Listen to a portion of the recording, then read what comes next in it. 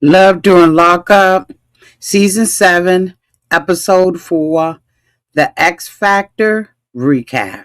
Let's get into it, shall we? Oh, yes, we shall.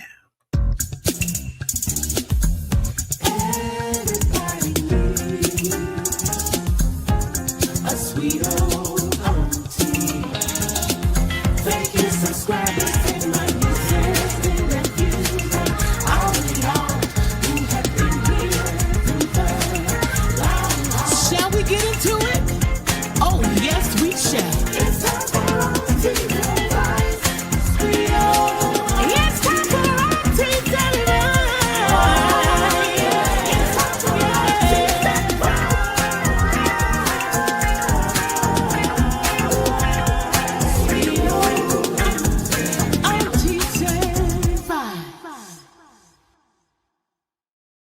Well, welcome back, everybody, and this is your dear old auntie, and we are here to do our review of Love During Lockup, Season 7, Episode 4, The X Factor Recap. If this is your first time being here, please like, comment, and subscribe to the channel. And to all of my new subscribers, thank you all so much for hitting that subscribe button and joining this family. To all of my nieces, nephews, and my members who have been here with me for the long haul, thank you all so much for your continued support. I just want to shout everybody out that came and joined me as I talked about Miss Guthrie. Okay, thank you all so much for allowing me. Because I'm going to tell y'all allow me to cover different things. I really do appreciate it. For more crime stories, okay, it is going to definitely be on my other channel. And so make sure that you subscribe to that channel as well, okay? So that every time I go live, you go live right along with me. Now, there may be some things that I talk about out here, okay? But again, thank you all so much for joining me in my coffee and crime or crime and coffee. It's going to be one or the other, okay? All right, now, I really do appreciate you all. Shout out to Yolanda Gibson, okay? So y'all, this we did a watch party on Friday.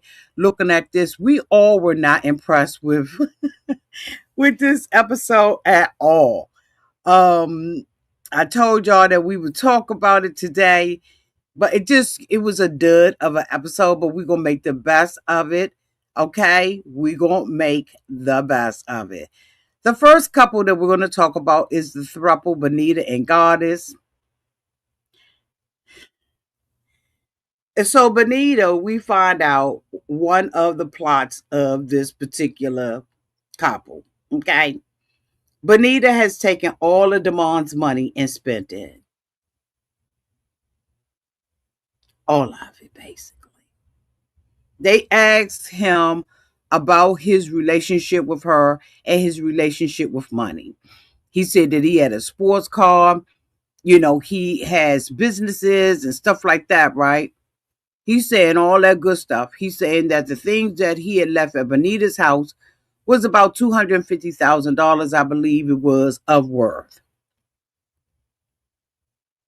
Last week's episode, we saw God is talking to Damon's mom about moving the things, getting a U-Haul truck and moving the things from Bonita's house over to Goddess.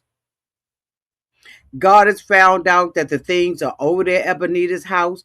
She said that, she had asked Damon a question on whether or not his family and stuff like that knew about her and or the baby mama knew about her. And at first he was like, yeah, but now he's at the no. So she feels like she has caught him in a lie. Honey, let me tell you something. That's a little teeny, itty bitty lie compared to what she about to find out. Anyway, so we spend the day with Bonita downtown at the jewelry store. Look like a pawn shop to me, but okay, I digress. Hey there, sugar.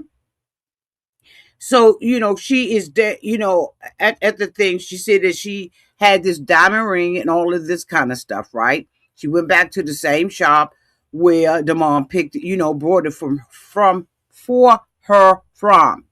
Okay. They're saying that this ring was valued at what, $4,000, y'all? She said she lost it. Would she lose it on a lobster tail and some ribs? She lost it on some groceries. Maybe a Sheen outfit. She goes to the guy. She says, "You," and coincidentally, it's the same guy that sold him the ring. And she was engaged. It was her little engagement ring. The same guy still working in the shop. He asked her what date did they get engaged, what day did he give her the ring, whoop de whoop de whoop. He allegedly goes back and pulls the ring up, and he finds out how much he paid for it. She said if she knew how much he had spent on it, she would have took better care of it. Now when you desperate and you selling the rest of his stuff, anyway, so she's looking at rings. The rings are too expensive, and she gets a ring that's like under $100 to replace the one that he gave her before.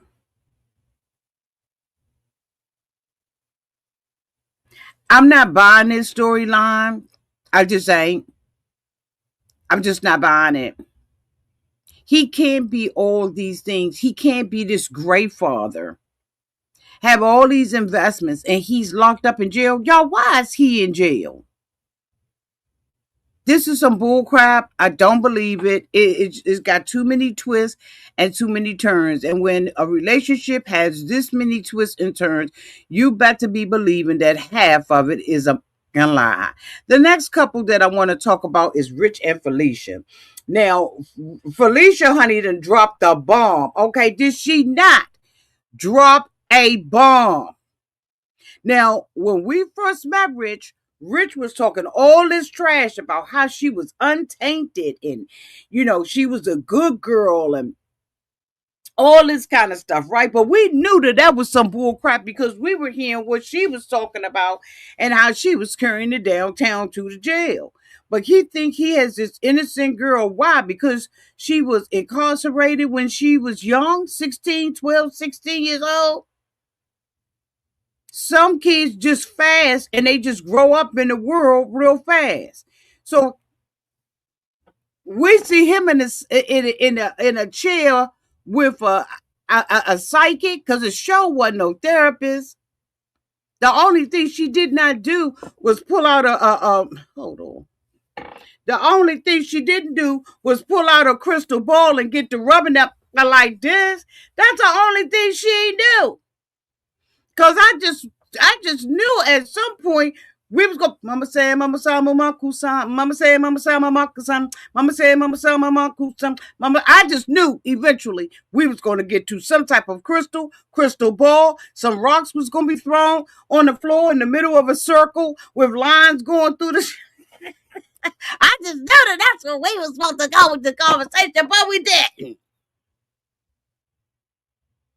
Meantime and in between time, she's already at the jail talking big trash. Last week, she already told us that she had a bunch of people that was waiting for her to get up out of that camp. She had already said if you do her wrong, she got you. She gonna get you. Like we finding out all kinds of stuff about this girl. In this episode, she said she had her old boyfriend that's locked up in jail. Did she say murder or attempted? He about to get out round about the same time she getting out. And she said it's going to be some trouble, basically. Now, Rich, to sit up here and I'm wishing on a star. Jack, he wishing on stars and having dreams. Her name comes up. Her face comes up. He goes and get on the site and her face matches. So he's saying this got to be. Child, let me tell you something. Don't you know demons can play games too? Everything ain't from God. But he sees this girl face. Her family don't even want her really dating him. Her daddy, she didn't already said, want her to date somebody of her own ethnicity. So every stripe is against him. So now all of a sudden he down there rubbing crystals. He comes into the woman with all his feelings on his sleeves, on his face, and everything. He sits down and tells us that he done been married twice. The first girl he got married to, he was married to her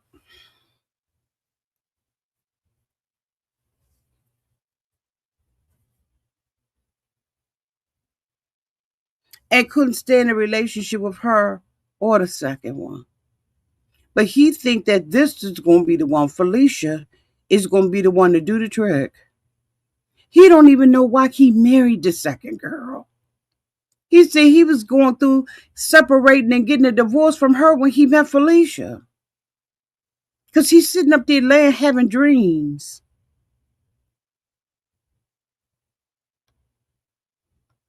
So the lady basically told him, you fucked up in the head. You're lonely, you don't know how to deal with your emotions, and you just looking for anything. You need to work on yourself. You about to have some serious problems with this girl. This ain't it. This one right here gonna cause you some serious heartburn. He's sitting up in there crying. I said, what is he crying for? I ain't got this to do. Felicia about to come out of there and rock his world. His whole complete world. And then we got Emily. Emily put out an Instagram today saying that she don't work at the brothel anymore. She talking about to all the content creators. I think that's what she said. To all the content creators who've been trying to get up in my business and find out where I'm at, I don't work there no more. Who gives a? I ain't looked for. Maybe some of the other content creators look for, but I ain't looked for. She said she don't work there anymore. They got to do some things to get her back. Maybe they need to change the rules at the house. Girl, if you don't, I bet you probably wasn't even bringing a good $250 in the brothel. Anyway, I digress. Let's continue. So she is, talks to her son. She's crying and everything. Because her mother taking care of the baby. She's left the child behind. Okay, what they say, no child left behind. Emily don't know nothing about that. She said, I left mine behind. So she done left her child behind. She ain't able to see Justin because Justin now is going to be in there for a year or more. And she's down at the brothel, really ain't making no money. So she decides to take her little ride out while she talks about the new girl, Emily, that's in this situation. She sits down at a park and she crying because she done found out that the little best friend that was supposed to be the one, Brittany, was that her name, y'all? Y'all let me know downtown in the chat. So the girl that had been hooking her up with the phone calls and was the one that was running his page, she's also running this other girl by the name of Emily. Now, Emily had mentioned that she had given Justin $5,000, right, y'all? She said at first, when she was dating him, he wasn't asking for no money. But now he asked her for money and she gave him $5,000. They switched, and then next thing you know, we talking to Justin, and Justin said that's what she's supposed to do. That is what she is supposed to do. Hell, I'm in work, I'm in jail, I don't have no money. She's supposed to break me off.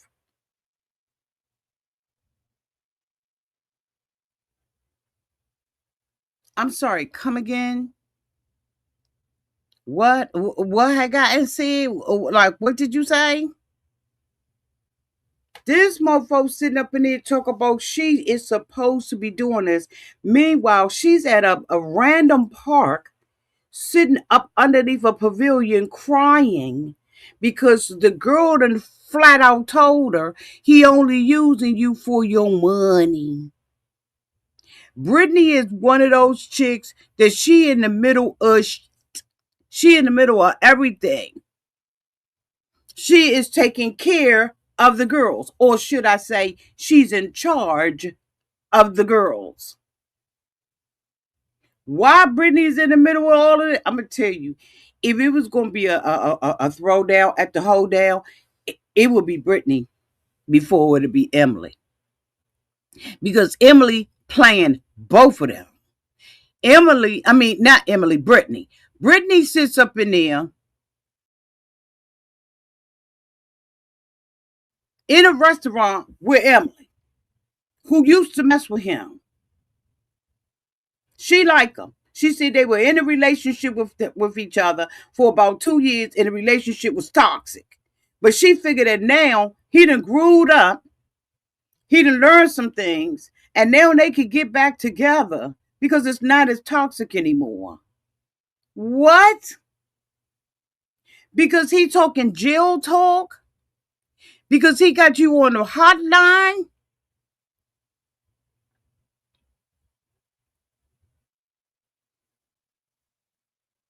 But here's the thing.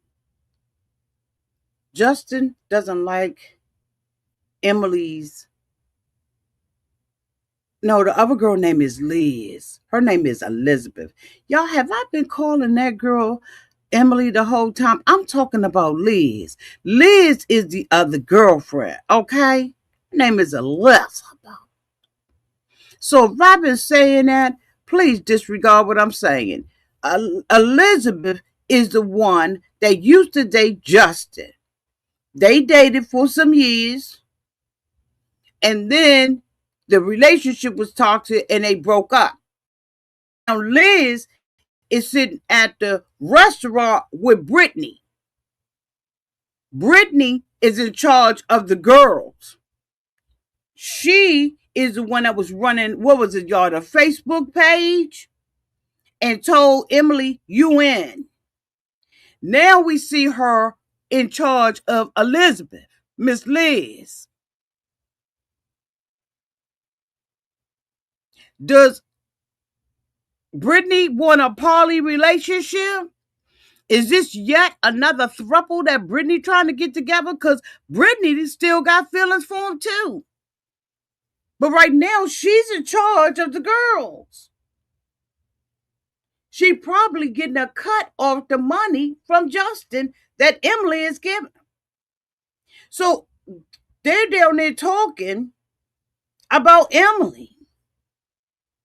And Brittany done flipped on her, but she was letting the girl use her phone to get in contact with him.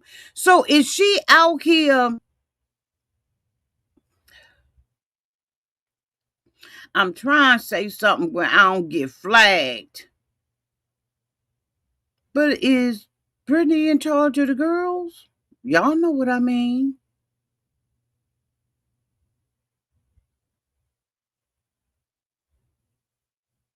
What you saying, Lucy? Justin sent Liz text telling her what to say and to snatch the phone out of the other ex hand, allegedly.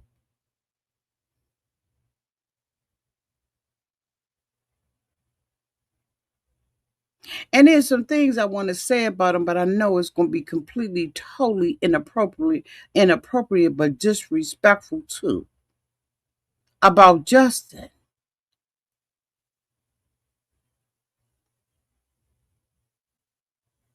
Because he out here playing games. And you never, don't say it, Auntie. Think it, but don't say it. I don't want y'all to dislike me on a whole different level. But you never can win when you're dirty. Because ain't no way in the world you gonna tell me that Brittany don't have something going on with Justin as well. Brittany ain't an innocent bystander in this daggone thruple that's going on with the girls. Liz is out there on the phone. Brittany calls Justin. They standing out there screaming and yelling and hollering about, Emily ain't for him and he don't need to be. And he like, I'm with Emily and I like he's playing games.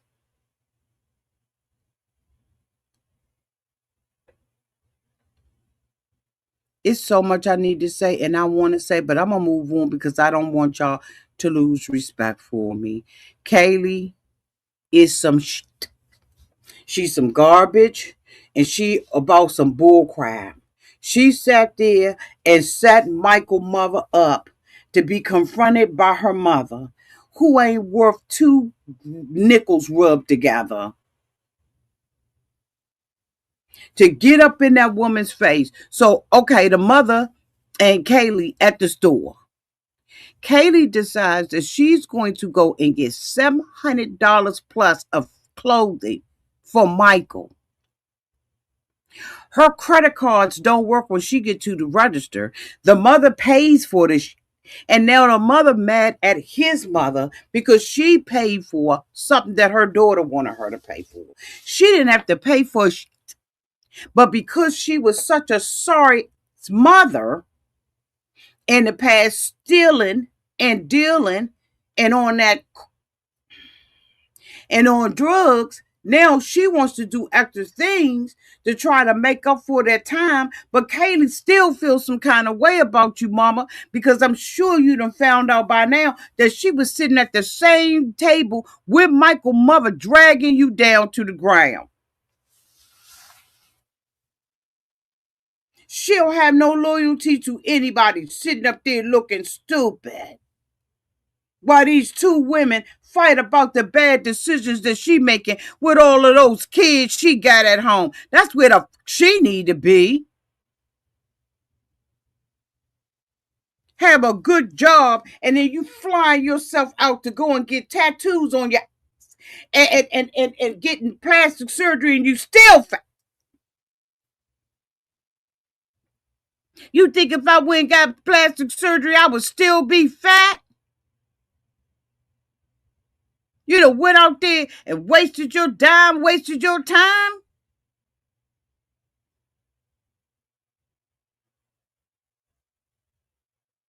But she decides to set it up where the two mothers gonna meet up with each other.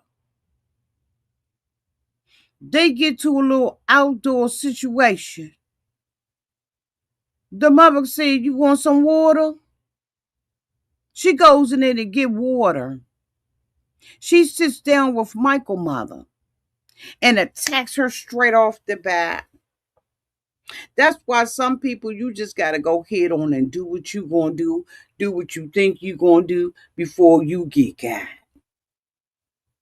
Because if she ever would have thought that her right hand, left hand, whatever hand would throw some water on me and I was standing there with a wet shirt like I'm in a wet t-shirt competition, she got another thing coming. She gonna sit there and blame that mother for her spending the money. If you got a problem with spending the money, don't spend it. Keep it in your pocket. She said, "I feel like I'm taking care of your son. We just went shopping and I spent $700 on him." The mother said, Michael's mother said, "That's on you. That's on you. Ain't nobody tell you to spend the money. You wouldn't spend the money." While Kayleigh's sitting there not taking responsibility, accountability, or nothing. She feel like her mother owe her. So that's why she goes up into stores and make sure she don't have any money on the card while her mother there. Because you know what? Instead of her approaching her mother and really having a conversation about what the mother did to her, like, I ain't talking about something on the surface. I'm talking about a deep conversation. She gonna keep using and abusing her mother until she feel like the mother done pay her back her stuff. Ain't nobody stupid over here. We all see what's going on with this bullshit. But no, instead, she got two women. The mother said, "That's on you. I ain't tell you take care of my son." Well, I feel like I'm taking care of him. And the mother was like, oh, okay. I mean, that's on you. I don't take care of him. She should have said, matter of fact, I'm sitting on 14K. But you know what? I wouldn't have said nothing either. So the mother is talk about, how he's a felon and all of that. And Michael mother was like, okay, and so you ain't got a whole lot that you're gonna be able to say because you're a felon yourself. She said, I'm not gonna sit up there and take care of these grown people. They need to take care of themselves. And guess what? The mother ain't taking care of them either. She's just buying stuff. Okay. Nicole, she said, is this season even for real? These storylines are outlandish, ain't they? That mommy makeover was a mommy disaster. Absolutely. With the bull. Exactly, Lucy. And Kayleigh is sitting there smiling through all of it.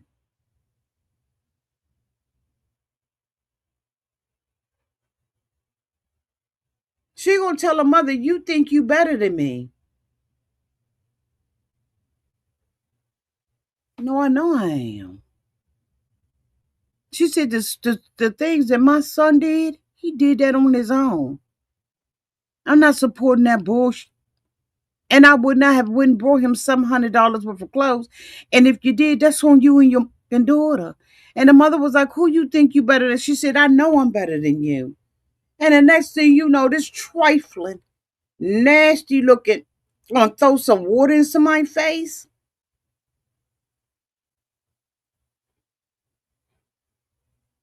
It wouldn't have been a cameraman, a waiter, a waitress, a manager, an assistant manager, Kayleigh, or nobody that wouldn't have kept me off of Kayleigh's mother. I'd have chased that sorry, cheap pocketbook wearing pants looking like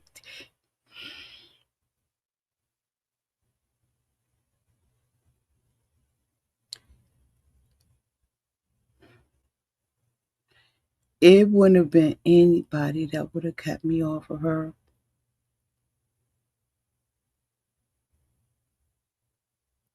Nobody. Because what you're not going to do is throw water on me and run. And Michael mother told her, let me tell you something. Don't you bring your mother around me again. Let me tell you something, Kayleigh. That's a warning.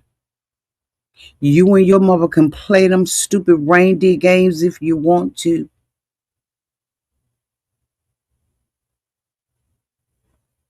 I thought that that was absolutely disrespectful for her to do something like that old pipehead, crackhead. She would not have made it to that car. Mm-mm.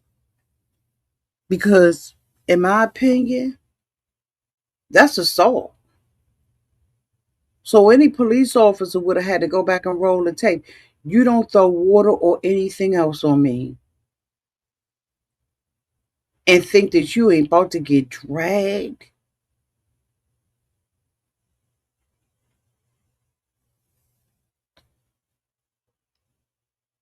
Crackhead moves, in my humble opinion.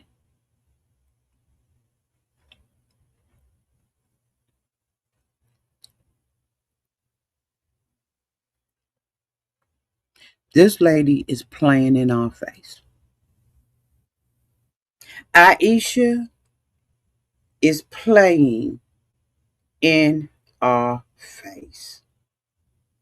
This was the perfect person for Ayesha to hook up with because he got life in prison. Ain't no way in the world you gonna tell me that Ayesha is as dumb as that blonde piece of she got on her head. This lady got a whole lot of sense.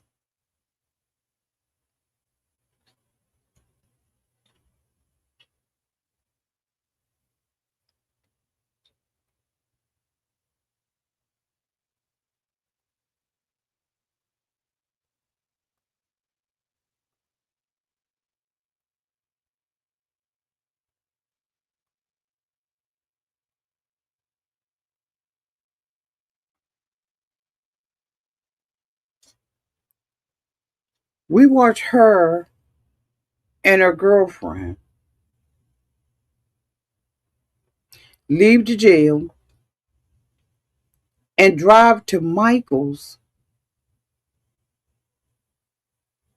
auntie house. Yo, was it the auntie or was it the grandma? Whatever. She done told us that this man had a whole farm.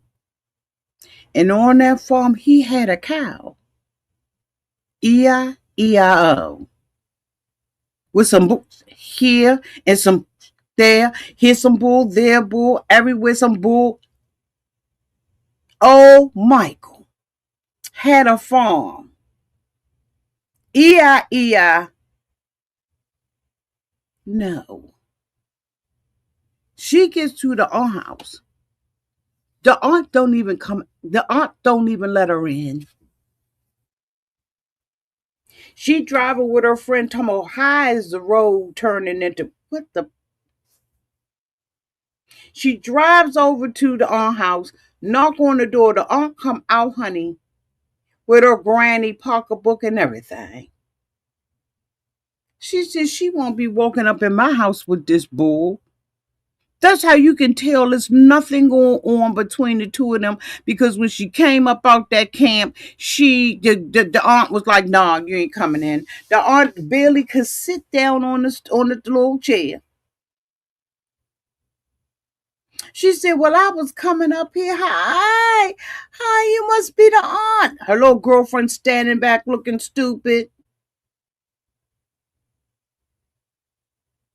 She said, "So, Mikhael, can you tell me?" The aunt said, "You stupid. His name is Michael. We call him Michael. How in you in a relationship talking to this man back and forth on the phone? Because if y'all ain't noticed, she has not talked to him.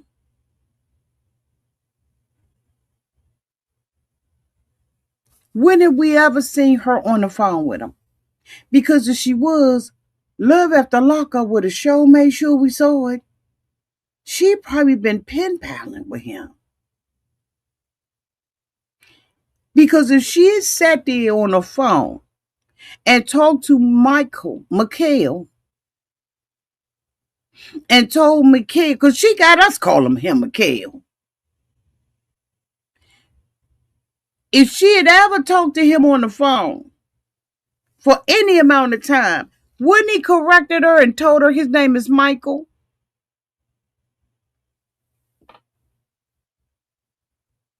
You get to the aunt house and don't know his name Michael. Now, the aunt was being nice. She was very hospitable, very southern. Just an good old Alabama woman. She said, "We call him Michael." Oh,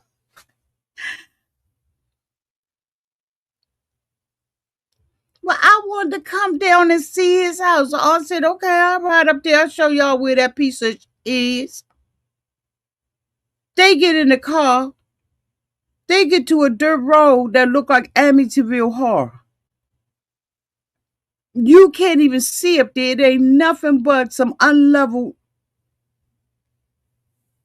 But they got to go with the story. So her and her girlfriend said, "Auntie, you going to wait for us? We're going to go up to the house." Auntie said, "I ain't going." She said, "No, I know you ain't going." Okay.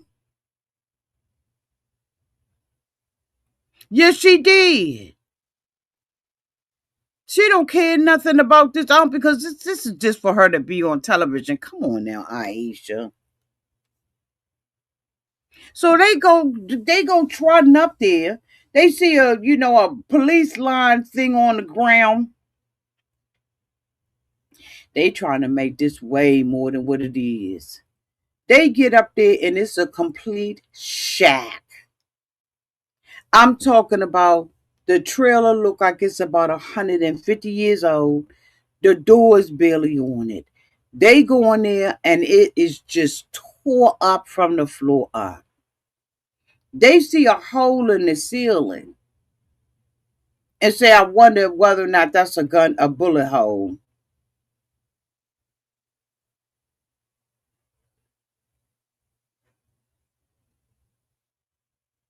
They walking through there and it is ramsacked. It looks like it smells moldy. It looked like it stink like in there. It looked like if you ran the water, maggots would come out of it. It was the filthiest piece of we have ever seen. And she steady walking through there, talking about he told me he was getting out. And see, the lie of it all is that you lying to yourself and you think you're going to play games with the love after lockup, life after lockup, love during lockup fans. Yo, we can spot a phony in a minute, Ayesha, if you ever see this. We know a phony. We've been here before you've been here. We've been here before you even put the application in for the job.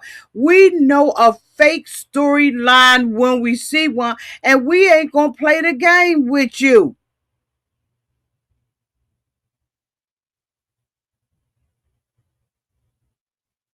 You's a goofball. So you decide to hook up with a man that never has a possibility of getting out. So how many seasons you think you gonna go with this? I'm just asking for a couple of friends. You think you're going to go season by season by season by season? Then they go and they see paperwork in there. They pick that up. They don't know what's in that paperwork.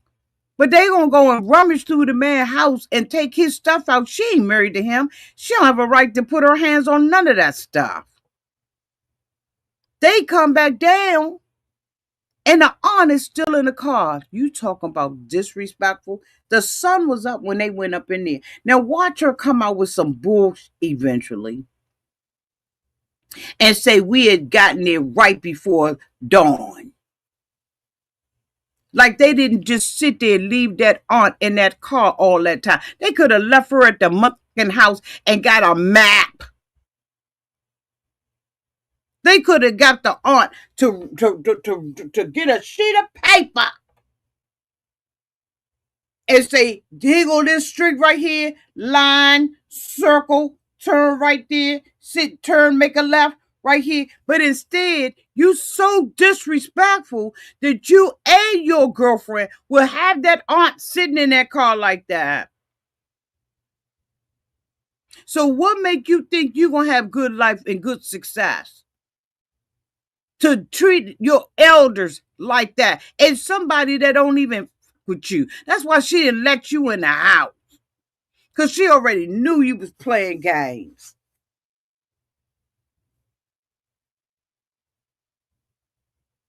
She gets the aunt back to the house. They come in, they get in the car. The aunt like, what y'all got? We got paperwork, we got this, we got that.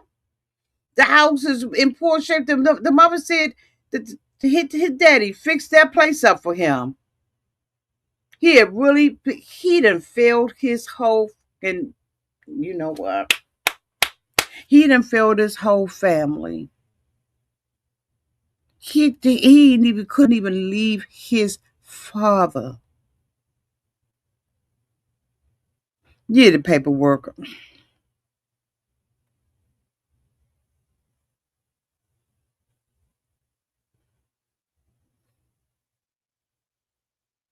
Everything else in there was clean.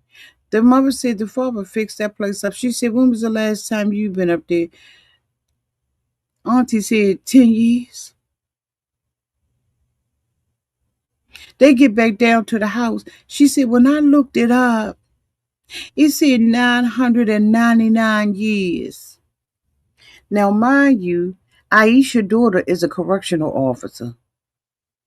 Without telling her daughter that she's in a relationship with someone who will never be there with her, she probably got a man.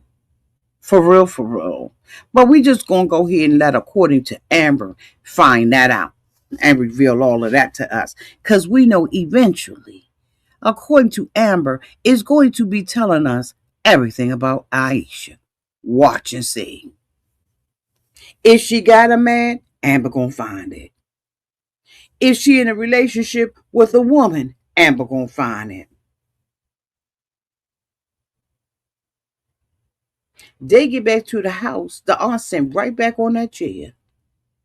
She said, "You won't be around my good China." It's something about her that the aunt don't bunk with. So she said, "Well, when I looked it up, it said 999 years." The aunt was like, okay. And he got life. He got locked up 3 times. Alabama got a 3 strike you out rule, an automatic life sentence for being locked up for 3 times. But she said he didn't do nothing to be locked up like that. Well, Auntie, I'm afraid to tell you, if they got a 3 strikes you're out rule and he got 3 strikes, he's out. He's not in the foul lane. But did y'all notice that Ayesha wasn't shocked when the aunt said that he had life? Because she already knew. Her girlfriend is just a sidekick. These are my opinions. This is a game that she's playing. And I don't know how long she think we gonna play the game with her. Cause we not. This is one of the fakest storylines that I've seen in a long time. On Love During, Love After, and Life After. Like, it's not flying. And then for your hair to be like that, Ayesha, ain't nobody got this to do. You don't care about this man. Well, they moved him to the jail, and he was in the jail, and then he ended up going to Emily. At first, she said she knew where he was. Now all of a sudden, you know where he is. You show up on the jail. You don't make any type of visitation because there ain't nothing going on. That's why they cussed you out and told you get the off the property because you and your girlfriend playing games. They don't show up at somebody's prison and y'all ain't did no paperwork. Cause guess what? When they search you down, they gonna search your little girlfriend down, and she don't look like she want to be searched down. She don't look like she want to be patted down at all. And neither do you. So now we're gonna have to see your daughter acting.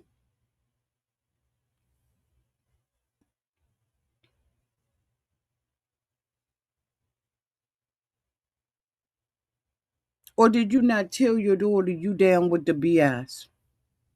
Do you have the camera and crew coming where your daughter gonna get blindsided? With she is a correctional officer and her mother playing back and forth with inmates? You mean to tell me you couldn't get nobody to date you? You couldn't get on nobody JPEG? Is that what it is, y'all? You mean to tell me wouldn't nobody date you, Ayesha?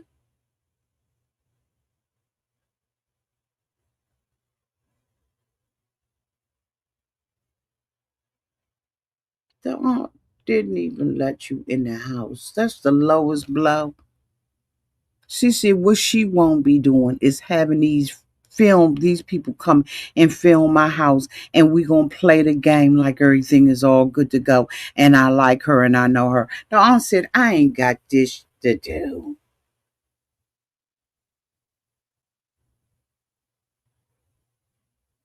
And I don't blame Auntie. And then you gonna sit her in the car from sun up to sundown. You ought to be ashamed of yourself. Like, no respects given. It's a way to hustle. It's a way to get on the show, but you ain't got to have auntie sitting in no car all day and all night.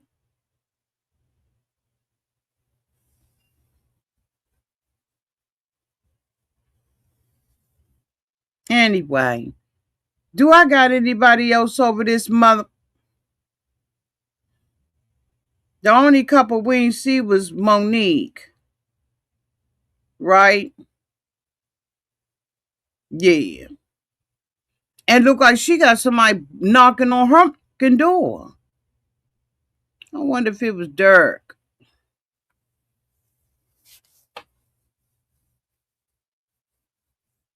Because he can go where he wants to. She can't. And if he enters into the room, she got to leave it. Y'all let me know downtown in the comment section what y'all thought about this. I'm telling you right now, I think the other day, I don't recall, but I'm more than sure that we rated this, what, a 2 and a 3. It got no 4s, no 5s. This was a dud of an episode because everybody's stuff is starting to fall. It's enough incarcerated people that will go on the show than to give us some phony bull crap. She's not funny. Ayesha, you're not funny. You're not funny at all. And I hope this is your first and your last season with us. Anyway, y'all, thank y'all so much for being here. Make sure y'all got your notification bells on so that every time I go live, y'all go live right along with me. Y'all tell me what y'all think and what y'all thought about this episode. Rate it downtown in the comment section and tell me why you rated that. Until the next time, y'all be safe out there in those streets and in the water. Bye, y'all.